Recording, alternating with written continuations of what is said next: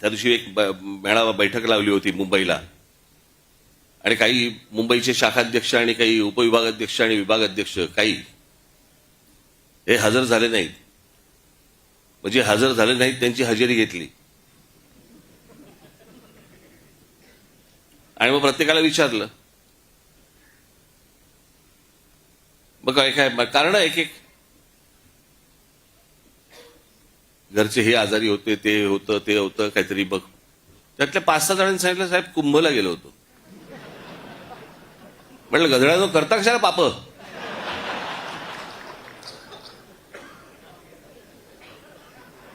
बरं मी हेही विचारलं, आल्यावरती आंघोळ केलीस ना. हे आमच्या बाळा नांदगाव इथे त्या ह्याच्यातनं घेऊन आले काय, ते छोट्याशा कमंडलू मधनं पाणी घेऊन आले. म्हटलं हड, म्हटलं मी नाही पिणार.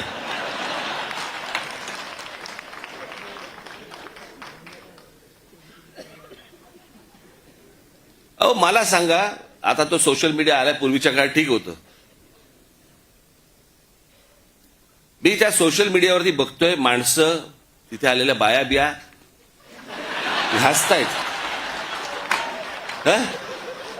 आणि बाळा नांदगावकर साहेब गंगेचं पाणी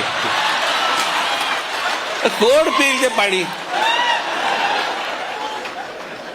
चला आत्ताच करोना गेलाय, कोणाला त्याच्याशी काही देणं घेणं नाही. 2 वर्ष झाले तोंडाला फडकी बांधून फिरले आणि तिकडे जाऊन जाऊन आंघोळ करतायत.